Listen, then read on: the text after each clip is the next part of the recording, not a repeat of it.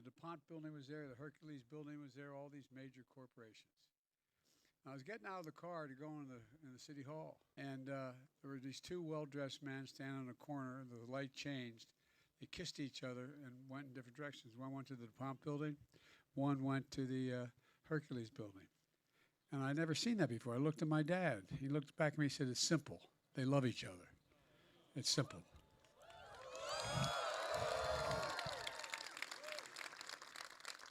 And to me, it's that simple. It's that straightforward. Scarlett, thank you for introducing me and for the hope and optimism you and your family represent for our entire country.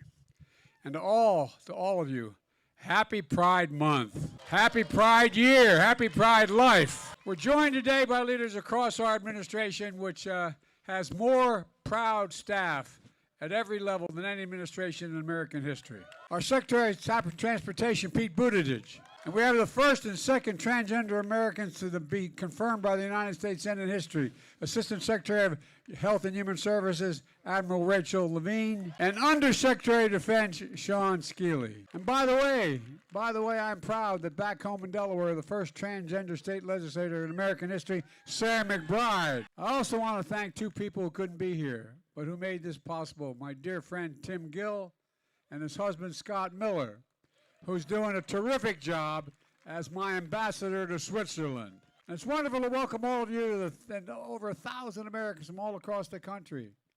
We're gathered here today to honor the extraordinary, and I'm not being solicitous, the extraordinary courage and contribution of the LGBTQ community, to celebrate their legacy and their progress. We welcome to the largest Pride Month celebration ever held at the White House, but just the beginning. Jill and I, Kamala and Doug, the entire administration, doing everything we can to advance equality for the LGBTQ community in our nation, the entire nation. As Commander-in-Chief, I was proud to have ended the ban on transgender Americans serving in the United States military. I signed an historic executive order strengthening civil rights protections for, he's running from me, I don't know where he's going. Do that again, man, you're a sprinter. I don't know, he's running to something or from something, I don't know. Well, look. We put protections for housing, employment, health care, education, and the justice system. We're combating dangerous and cruel practices of conversion therapy. We're launching a new national strategy to end HIV epidemic by 2030. By 2030. We're working with communities to treat and contain the Mpox outbreak. We're ending the disgraceful practice of banning gay and bisexual men from donating blood. Making human rights for LGBTQ people around the world, not just here, around the world, a top priority for my foreign policy, including a review of our engagement with Uganda following its recent anti-gay law, the most extreme in the world. Last December, we felt such pride here in the South Lawn when I signed the historic Respect for Marriage Act. Protects the marriage of same-sex and interracial couples. But for all the progress we made, we know real challenges still remain. When a person can be married in the morning and thrown out of a restaurant for being gay in the afternoon, something is still very wrong in America. That's why the Congress must pass and send me the Equality Act to qualify protections for the LGBT community. Joining us today are survivors of the Club Q and Pulse, the shootings that took place, who remind us why we must fully implement the significant gun law that we passed, the most significant in 30 years that I signed. But it's not done yet. We have to ban assault weapons. You know, when families across the country face excruciating decisions to relocate to a different state to protect their child from dangerous anti-LGBTQ laws, we have to act. We have to act as a nation.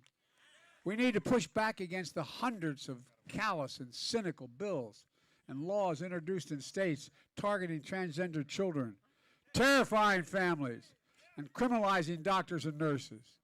These bills and laws attack the most basic values and freedoms we have as Americans. That's not hyperbole, that's a fact. There's quite a ways. The right to be yourself, the right to make your own health decisions, the right to raise your own children. I recognize for a lot of folks across this country, maybe it's not you, your kid, your family member, going through whatever a transgender child and family is going through.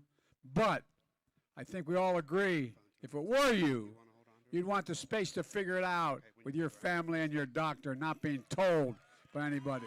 Look, I think we can all agree no one should have to fear for their safety in this country. No one should be singled out or demonized or made to feel less than anyone else. There are some things we should never question or put at risk.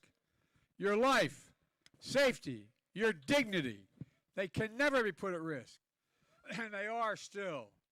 You know, too many people in the LGBT community are worried and afraid about their future and their safety. So today, I want to send a message to the entire community, especially to transgender children. You are loved, you are heard, you are understood, and you belong. And as I made clear, including in my State of the Union address, your president, my entire administration, has your back. We see who you are.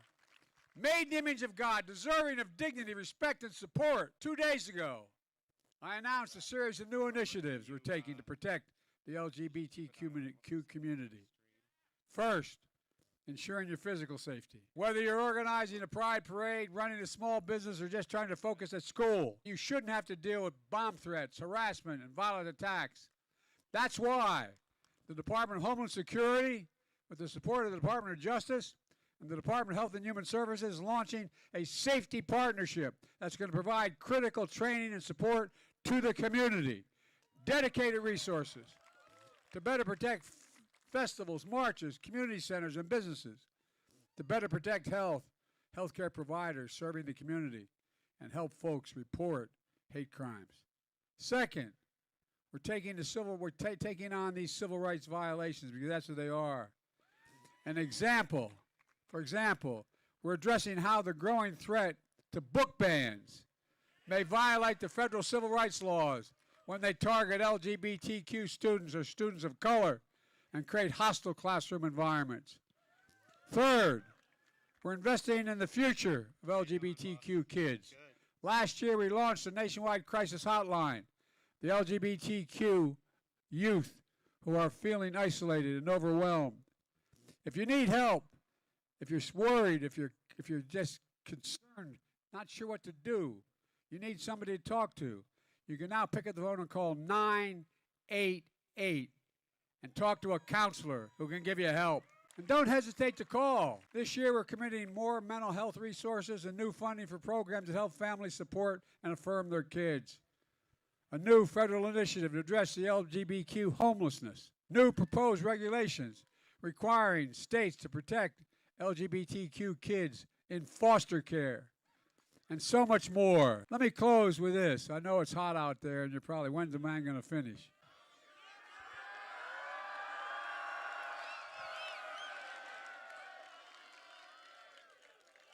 Let me close with what I see today. Well, thank you. Let me close with what I see today at the White House.